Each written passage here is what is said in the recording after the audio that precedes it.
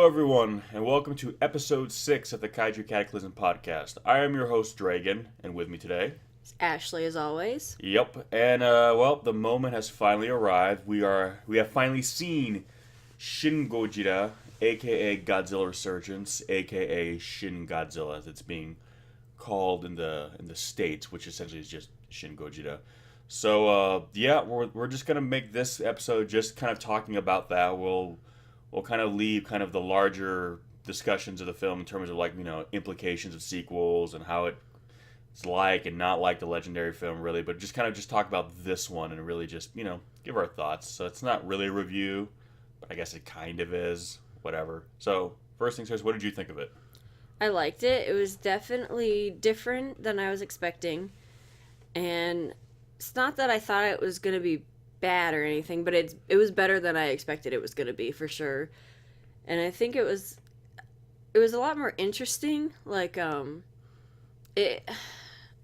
I don't want to go into it too much yet, but I don't know. By the way, this will be a spoilers discussion, so obviously, if you guys don't want to hear it, don't listen to this now if you haven't seen the movie. But yeah, we're gonna talk about the ending and all that. But anyway. Right off, what did you think first before we get into it? I loved it. I thought it was really good.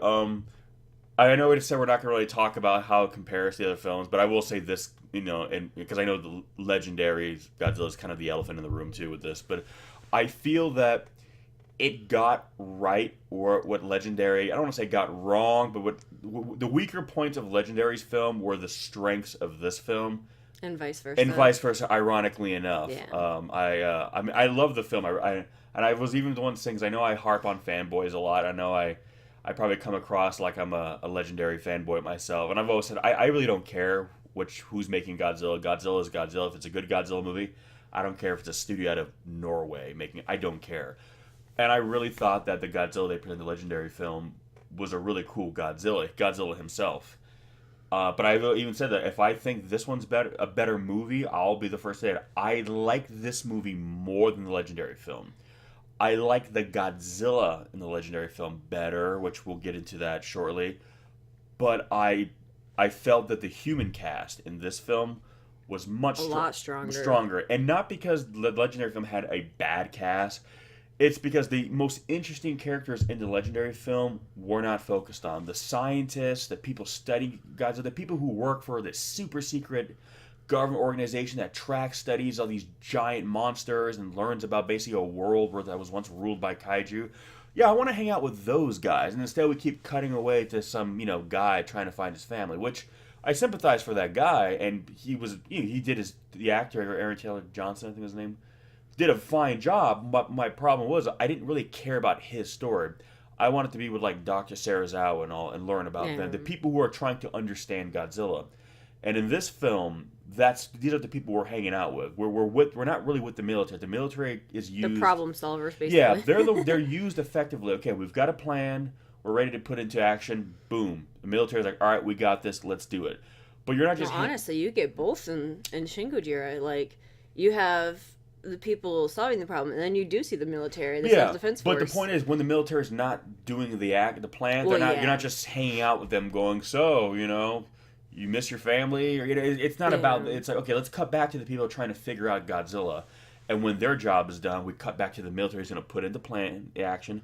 Then cut back. You stick with the right people at the right moments. You're with the people you want to be in the moments you want to be with them. If you're trying to figure out how to stop Godzilla, well, you don't want to hang around with a bunch of military guys who are just waiting to receive orders. Which I feel like that was kind of the problem with the legendary film a little bit, was that you're hanging out more with the military side, which is okay. It's great when they're doing military stuff, but when they're not, it's like, I really don't care about him getting on a train, traveling, trying to get to San Francisco, trying to find, I don't really care. I want to see what Dr. Serizawa and the rest of Monarch is doing right now. I mean, this is what they do. Well, and I think it's also because obviously the scientists would know more and would be discovering stuff about Godzilla, and as an audience, obviously that's at least what I'm interested in. Whereas, as a military dude, you're just like, I just want to survive or kill it. Exactly. Which is they don't really.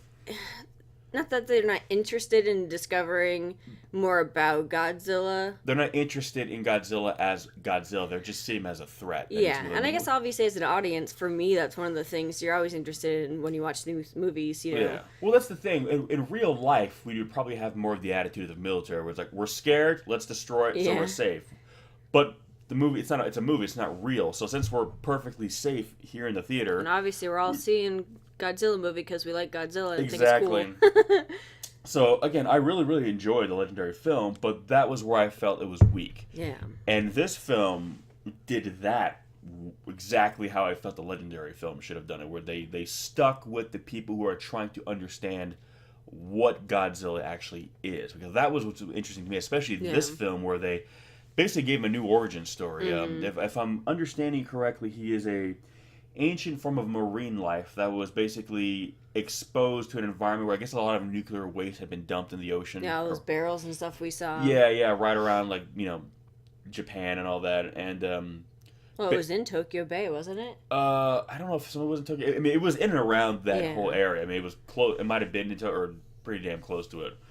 But it was pretty much just, it was offshore of the mainland. Mm-hmm. But yeah, so basically these organisms were just suddenly exposed to massive levels of radiation. And they basically had to kind of, they basically mutated to a point where they could kind of self-evolve within a generation.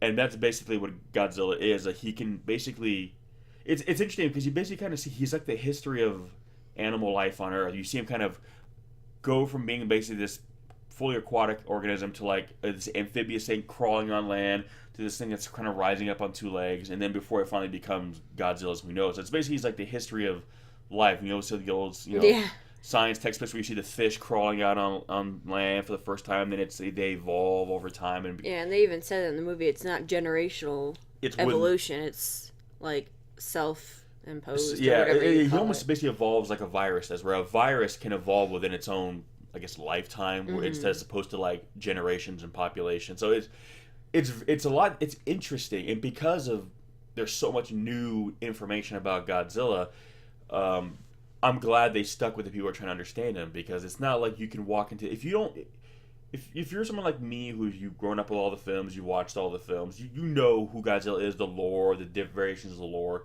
Well, this is completely new, so you're walking in there blind. You don't know what Godzilla is in this movie because it's completely different now.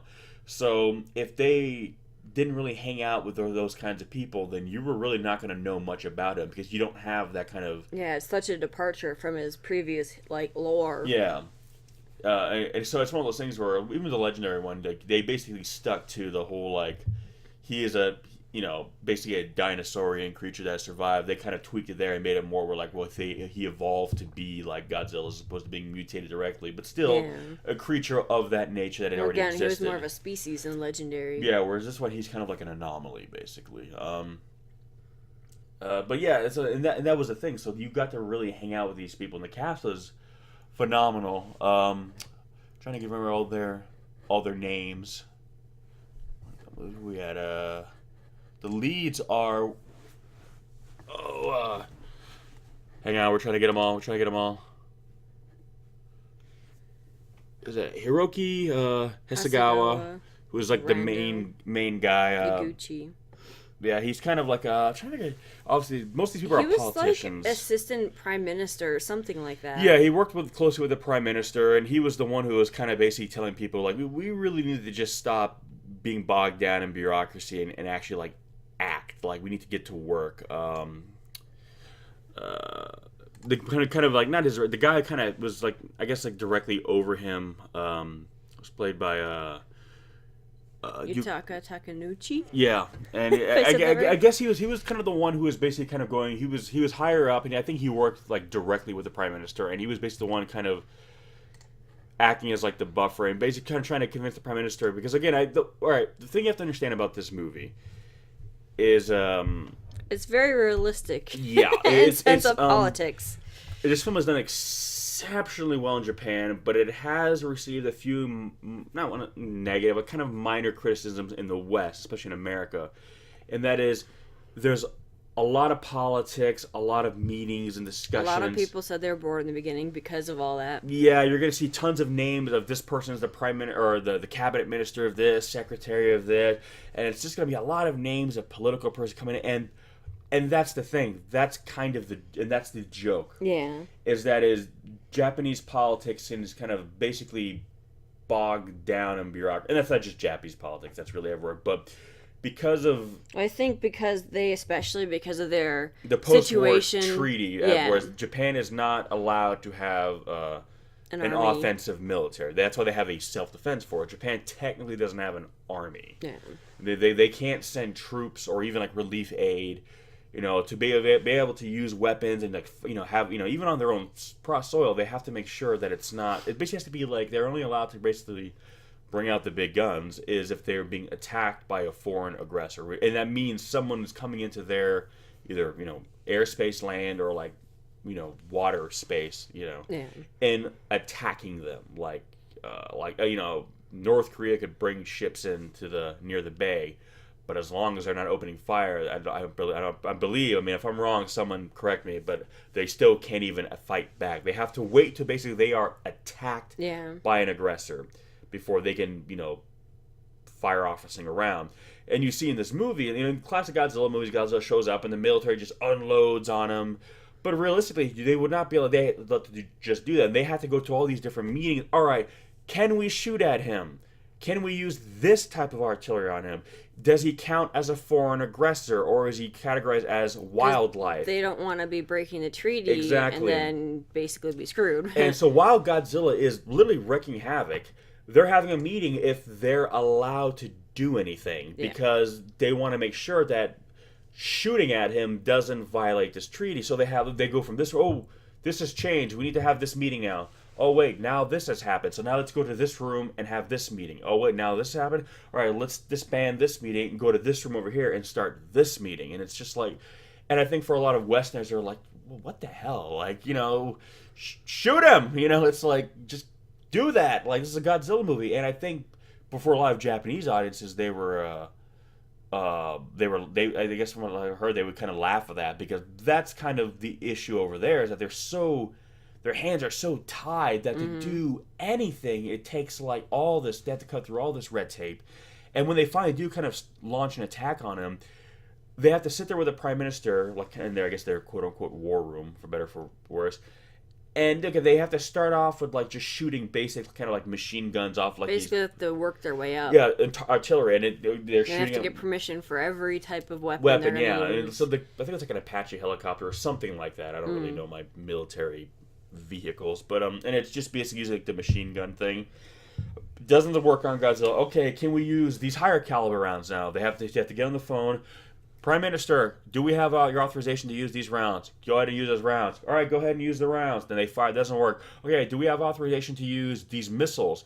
Prime Minister, yes, you have my authorization to use them. And finally, he even just said, you have my authorization to just use whatever you want to use. Because otherwise, they were going to have to ask him each time, can we use this? Can we use this? Can we use this? And finally, he was just like, the hell with it. Just shoot him with everything you got.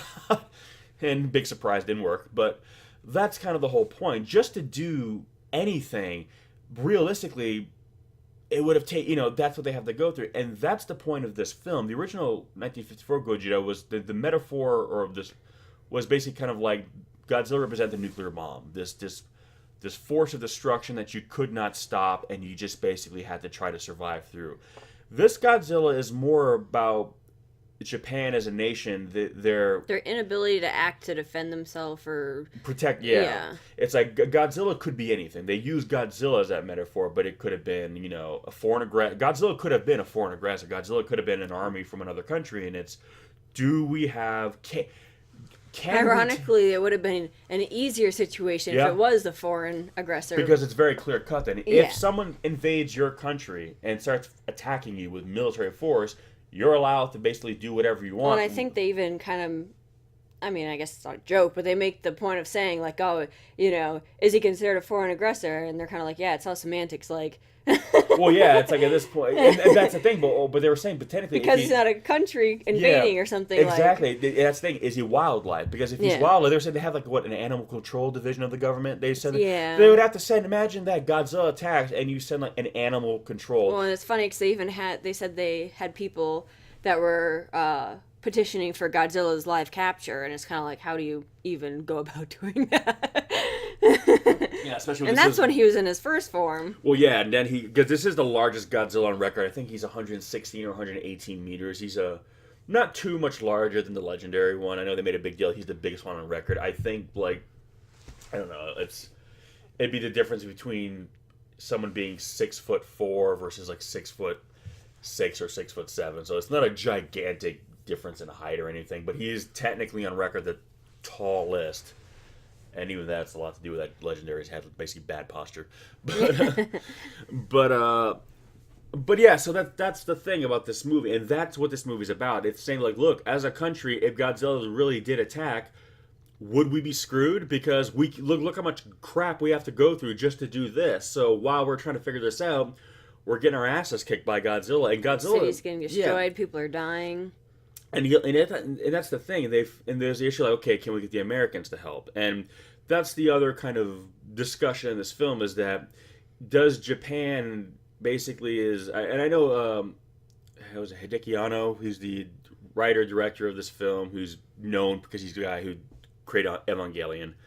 There's a lot of talk in the Western circles, like, is he anti-American? Is he, is he kind of a Japanese nationalist? And before we saw the film, I was hearing a lot of, reviews and reports basically saying this kind of is an anti-American film that has a strong anti-American sentiment. And I was kind of like, okay, well, whatever. First and foremost, it's a Godzilla movie, so I can get over it. And then I watched the movie, and it's really, really not. And that's the thing. He does not portray Americans as like this evil empire, because obviously America says, well, we want to use nukes on him because nothing can survive. Nukes solve all of our problems. Yeah, and Japan, they're saying, like, well, we've already had nukes dropped on us twice. Basically, if you drop it on Tokyo, you're going to destroy Tokyo. Again. Well, yeah, because, they firebombed Tokyo before, but now it's like that would literally just obliterate the Japanese economy. Like, Japan as a nation would... Well, as it is, throughout this movie, their economy was plummeting anyway, so... Yeah, because of Godzilla. So they say, if we nuke, our main city, it's like, we're done as a country. Even if you kill Godzilla, you've also just effectively killed the country.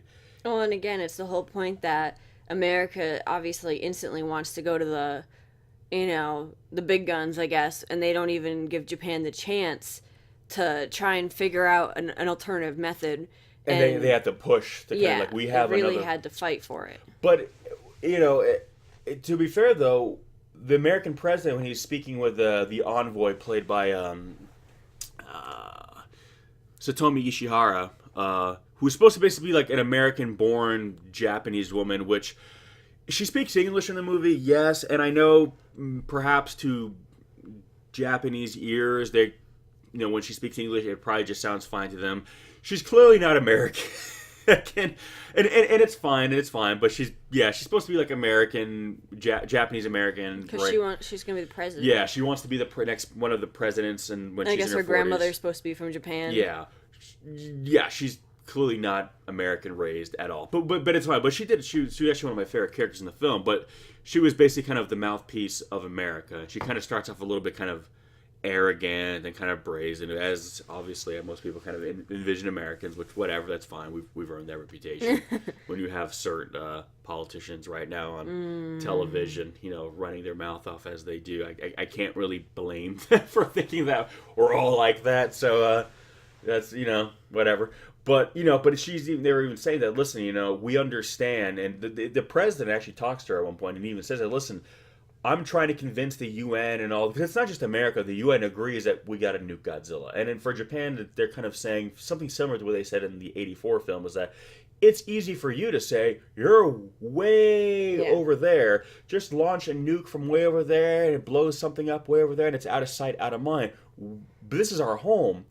But the character who was working with the prime minister even said, well, we talked to the president, and he says, yeah, but you have to understand their position too. It's like they said, if this was happening in New York City, the decision would be the same thing. Yes, obviously, when it's your home, it's much harder to deal with as a solution, but Godzilla represents a threat to the whole world. When he's done with Japan, he will spread out. Because they had been nuked before, they've seen the devastation that it causes, so obviously it makes it that much harder. So, and it's one of those things, so basically they work with other countries to say, okay, the clock is ticking. At this time, we're going to nuke Godzilla. Until that time... You can try whatever you want. And the American... and the president even says, yes, go forward with the plan. Like, if you guys can do it, we'll stop the clock. We don't want to do it. But at the same time, we have to stop Godzilla. And they show that argument on both sides. And even on the Japanese side, they while they're not happy about it, they even say, understand, because Godzilla cannot be allowed to spread. So the nuking him kind of becomes as like the last case. Now, all right, the nuke is primed and ready. So do what you got to do and do it. And the American military, along with other countries, basically come together and help Japan to try to bring this plan to make it work, because they don't want to do this. So let us help you with your plan so we don't have to launch this nuke. Yeah. And basically the plan is to basically, I guess, freeze-dry Godzilla. Because Godzilla is basically... using a coagulant that has a chemical reaction with his blood.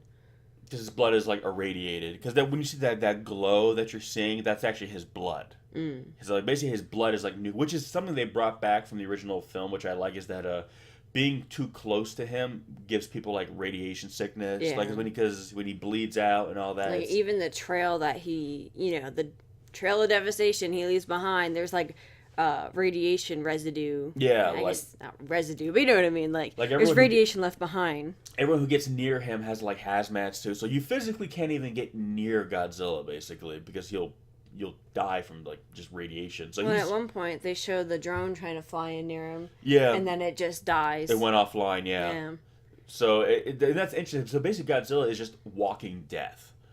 So he cannot... Look at him. Well, well, that's my point. So he cannot be allowed to spread anywhere. He can't, for better or for worse, Japan is an island nation. So in the moment, he's kind of quarantined there. So if you can stop him there before he spreads anywhere else, it's kind of like stopping a disease, essentially. So it was very much a film about working together. And not to toot my own horn here, being a Frenchman myself, but it was France that ultimately helped them develop the technology that stopped Godzilla. And the end of the movie, they do show like the Prime Minister bowing to the French president. So all I'm saying is that when you walk away from this film, what you really need to know, that the whole point of this film is that France is awesome, France saves the day. Okay. So that's the whole point of this movie, is that France is dope. But vive les Français. Jesus. But yeah, no, and there's a great scene where the Americans actually finally bomb Godzilla for the first time, not with nukes, but and they're the first weapons to actually penetrate his hide, and it blows apart his back. And one of the Japanese government officials even says, "Go USA." Yeah. So it's not an anti-American film at all. It's just basically showing that the question is Japan too reliant on foreign help? Can Japan, it's nice to have friends in the world. If they're allowed to be self-sufficient, essentially. But isn't it nice to know that you can take care of yourself first and foremost? And if you need help then, hey, can you lend me a hand? Okay, good. But if you can't even do it yourself and you're completely dependent on other people, you're and again, the movie really shows off Japanese efficiency too, because like at one point, after the first attack, I believe, almost the entire Prime Minister board and the Prime Minister is like murdered, and they suddenly are like, okay, we got to get a new board, new committee, let's do it. And even the way they stop Godzilla is they I will say that Japan has the most efficient transit system in the world, and they use all these trains, like the bullet train, all that. They bomb them. Yeah, they bring them with bombs. Because they have to get him to the ground so they can administer the coagulant through his mouth. Because then they basically run all the trains into his legs. He topples over, and they bring out all the cranes they use. Whenever you see, like, a lot of times Tokyo skyline, you always see, like, cranes because they're always building and expanding the city. So all these cranes are deploying, and they're basically administering. Just roll in. Yeah, and it's like, wow, and it shows how just the efficiency of, like, the Japanese, workforce going to work to bring down Godzilla. And it's interesting because they said they use a very human solution, because again, in the original film they had to create like this super weapon, the oxygen destroyer, to kill him, because it's basically the whole metaphor was Godzilla is a living weapon, and to destroy a weapon we have to create a more powerful weapon. But now the fear is, by using this weapon, will we beget yet a worse monster yet? Yeah. This film was like, it doesn't matter if it's Godzilla, a plague, military, can we take care of ourselves? You know, Godzilla is, if we're allowed to. Yeah, Godzilla is our need to act. Now can we act? So they didn't have to use like a super weapon to bring him down. I mean, they still use like technology, like it wasn't just regular bombs and stuff. But still, it was more or less like the reason why we were able to use it was because we were allowed. Everyone came together. People from this country and that country all worked together. Again, think of Japan. It's such a team-oriented society. Like, everybody is there to help each other. Like, they work as teams their entire lives. Exactly. Whereas Americans, we're just kind of like... We're like... everyone from themselves. Yeah. Like. So it was cool to see. And they used the strengths of each country. It's like, you know, America was helping them use, like, drones, basically, because Godzilla would always take out the planes. And they would, so they would say, well... We'll with use his laser light show back. Yeah. We'll use our drones to fly in, basically as fodder, so to get him to start expending energy. It was really interesting because they used the strength of each country together. Basically, this is what happens when we all work together, and that's very much a Japanese mentality. It's like, let's work together. It's not about an individual. It's the greater good. No one's a hero. We're all a team. And in America is very much like kind of the Rambo, kind of like, I want to stand there with 2 machine guns in my hand with the American flag behind me facing an army. It's very like noble. Where Japan is like, no, the army is not just a bunch of mindless grunts. We're all here. And there's a great point at the end where he's thanking the self-defense force, and the guy even says, there's no need to thank us. We're just doing our job. And it's very much like, hey, we're not here to be heroes. We're all here to just do what we need to do for the greater good. Well, and it's funny because the opening scene in this movie, you see this boat where the scientist was living in. He had left some papers and stuff, and what was it he wrote, like just do it, essentially, or something like that. Yeah, like, just because basically I'm assuming it had something to do. Oh, I think it was his, because there's a big Fukushima is a big kind of like, you know, factor in terms of like, all right, obviously a lot of people died when that happened, the radiation, and there was talk, let's say, the government did not act quickly. I mean, obviously I wasn't there. This is just from what I've read. We've seen on the news, yeah, saying that, okay, because of a lot of the bureaucracy in the Japanese government, that they did not act fast enough, and as a result, people who might have been able to be saved were not. And this scientist, basically, his wife died because of that, and so say basically because of the government's inability to just do it, essentially. Yeah. She died, and so I guess I don't know if I don't think he made God, but he knew Godzilla was down. He knew Godzilla was being made. Because the Japanese American that wanted to be president, she was the one that actually had some of his research on Godzilla because he knew about it, I guess, and he actually had like a whole paper that had like, what was it? It was like his genetic markers or something. His molecular makeup, basically. Yeah. But instead of just printing it as like data, as you normally would, he actually printed out the whole thing on these big sheets of paper. And when the first clue you see when they got the ship was like this little origami crane. Yeah. And basically, when you fold up the paper, you start seeing how it all fits together. So basically, they have to create all these giant origami things that really is like kind of the code. Kind of figure out how to. Basically, how he's put together, and then how you can counteract it. Yeah, because that's how they ended up figuring out how to make the coagulant. Yeah, and it basically he's saying that, you know what, if you guys can figure this research out, I've basically given you everything you need to beat him, because he knew it was only a matter of time before this organism evolved and grew and was unleashed on Japan.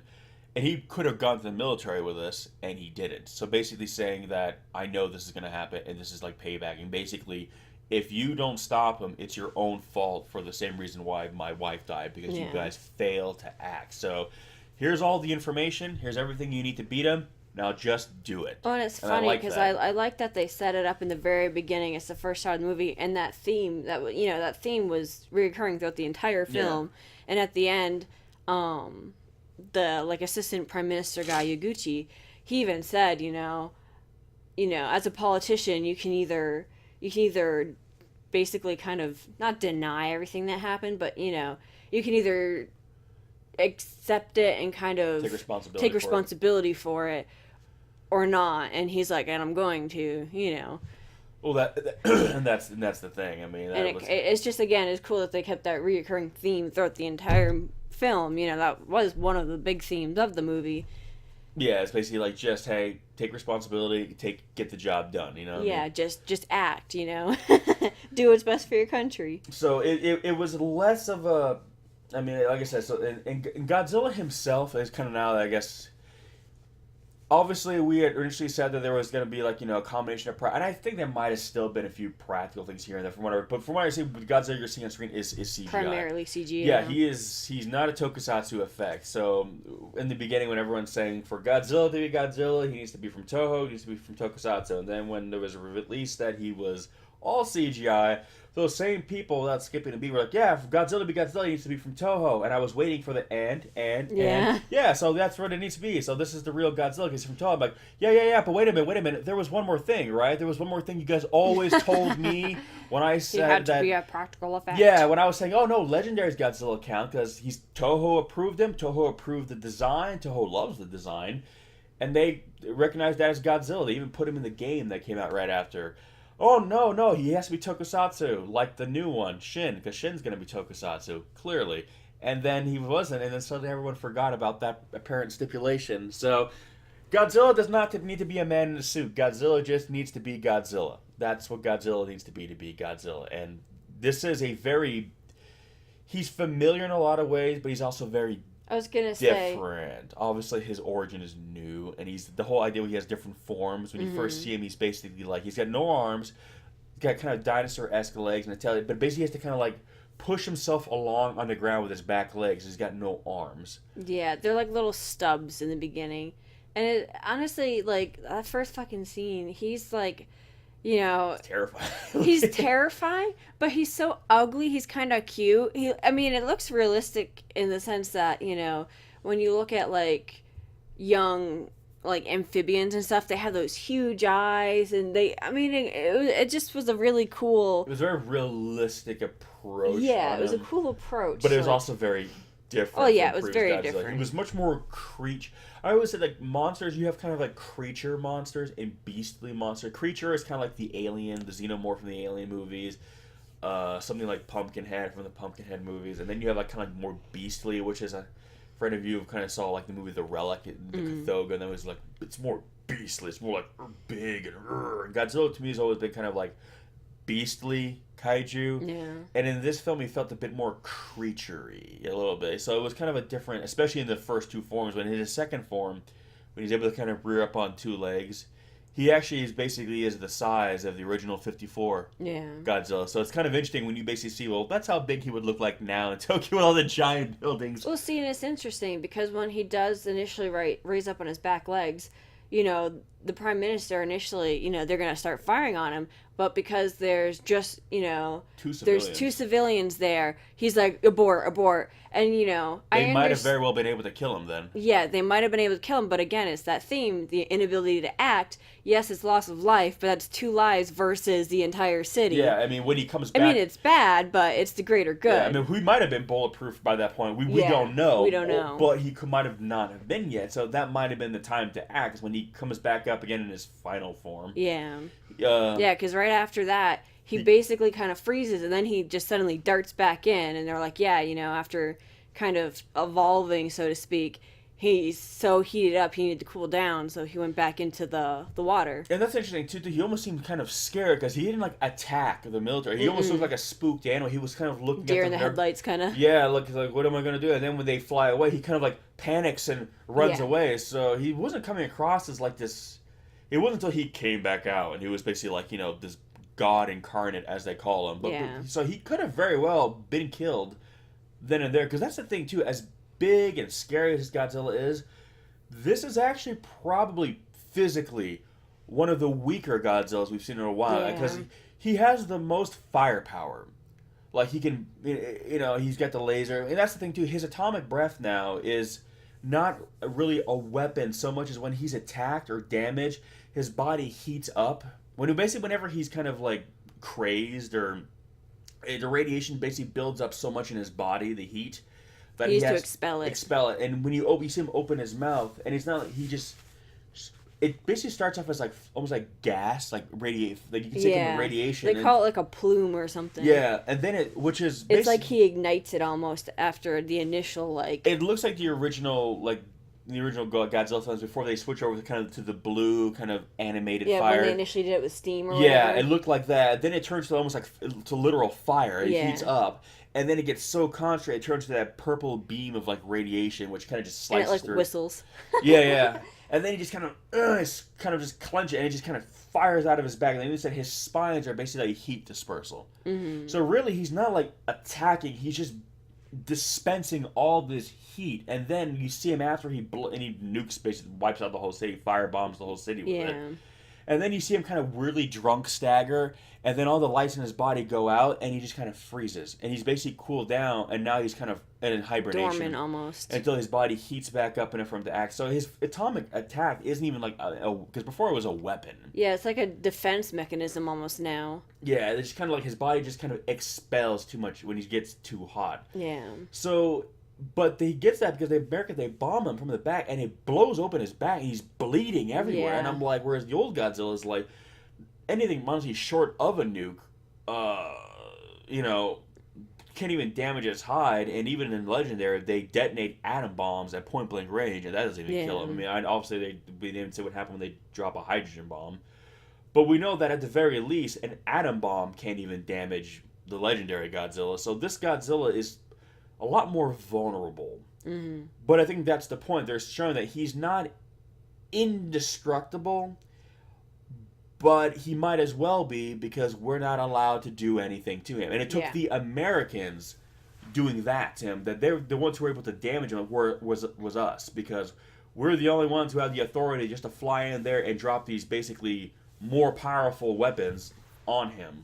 Where the Japanese weren't allowed to do that because of the treaty. And there's a great line that says, well, post-war Japan isn't allowed to do that. And the guy says, well, post-war Japan extends forever. Mm-hmm. Like, it's been how many years since the war, and we're still post-war Japan. We're not Japan, we're that country. And that's kind of the idea. It's like, listen, things happen. Yes, history is what it was, but the past is the past now. We're not that empire anymore. Please let us defend ourselves. We don't want this so we can go start a war. We just want to be able to fight enough where we don't get wiped off the map. You know what I mean? We just want to survive. And it's funny, they even make the point of saying, when the U.S. or UN or whoever tells them, they have the 2 weeks basically to evacuate the entire country, and they're like, that's like 3.5 million people. How are we supposed to do that? Exactly. And like, there's no way they're all going to get evacuated. Exactly. So in the end, so they managed to freeze Godzilla, and now he's this giant statue in the heart of Tokyo, basically. But he's not dead. Yeah. In theory, he could wake up, and they even say that the countdown begins. Essentially. The countdown was stopped. It was paused, but it wasn't stopped. So if he ever wakes up again, the countdown resumes, and I think it was like less than 24 hours. So if he ever wakes up again, Japan has less than 24 hours to deal with the problem. Mm-hmm. And they had speculated earlier in the film that instead of getting bigger, he might actually keep evolving or mutating into a smaller forms, and he might actually spread out. And the last shot of the whole film, so like I said, spoilers, it goes up on his tail, and you see because his tail is like this massive like bones and spines and stuff like. And you see it coming apart into all these little mini forms, and it's like Godzilla is basically breaking off into like little creatures. So basically saying that instead of one big giant monster, he's going to turn into hundreds or thousands of little ones that'll just spread out all over the world. That was kind of the implication. Basically, they said, well, you froze him right before he was going to basically just spread out. Yeah. So basically, if he ever wakes up again, will that happen? Which also brings the question too. I know Ono said he would not be directing the sequel if they do a sequel to this film, which with the amount of money it's made, I definitely think most they likely. are. Yeah. And the cast has even said that they would love to come back for a sequel because they have, they really enjoyed working on this film. They all kind of have a sense of camaraderie. And I've always said, well, I think Toho would definitely do another Godzilla film. Question is, would it be in this continuity, Or would it be like a new one? Because in the Heisei era, they were all in continuity. And in the Millennium one, they were all kind of like standalone films. Yeah. And I was looking at this film thinking like, well, it'll probably end up maybe being a standalone film because the nature of it. But the way they left it. Yeah. But again, if Godzilla can split off, will he still be Godzilla? Like, yeah. And that's the thing. I know with the legendary Godzilla playing it very safe in terms of how Godzilla is. This is very much like, this is not your granddaddy's Godzilla. The legendary is. He is your granddaddy's Godzilla. So them playing it so safe, I feel that Toho felt, okay, with this Godzilla, we can take risks and push boundaries. But he still has to be Godzilla. So if he starts breaking apart and becoming multiple, I don't really think that's Godzilla anymore. So I'm curious if they do a sequel to this film in this continuity. Are they going to go that route, or is that not going to happen? Or could we maybe see another kind of Godzilla emerge and finally get that Godzilla versus Godzilla movie, maybe? That could be interesting. So right now, there's no official word on Toho is going to make a sequel to this film. I mean, Japan, the way it works, not like America, where like, before the movie's already out, they've already announced a cinematic universe they have in the works. Whereas this We've got 5 sequels planned. I mean, Godzilla was released on Fridays here in North America, or 2014 Godzilla, and by Saturday they'd already announced a trilogy, and then like a month later they already announced a cinematic universe. So it was like, okay, Japan is very much like, you basically find out about it pretty much not long before it actually happens. So it might not be for a very long time before we get any kind of official word if there's going to be a sequel or not. Yeah. But I feel like Japan doesn't do sequels a whole lot either. I mean, obviously Godzilla traditionally. Yeah, but again, I mean in terms of their general movies. And stuff. And I don't think they're gonna crank out a Godzilla movie every month or not month, but like every year like they used to. Because now they're becoming, money wise. Yeah, you see how expensive this film is, and it looks great though. The CGI was really good, but obviously it doesn't. There's a couple scenes where it was like, it's not as good as America, but for a Japanese film, it's the best CGI I've ever seen. Yeah, it looked really good. There were some shots where I'm just like, I could have swore that's got to be a guy in a suit because it looks so photoreal. I mean, when he moves very slow, he looks as realist because obviously with a digital model, the more it moves, the harder it is to kind of keep the lighting right. So I think that's one of the reasons why, even though he was CGI, he didn't really emote a lot, because it was easier.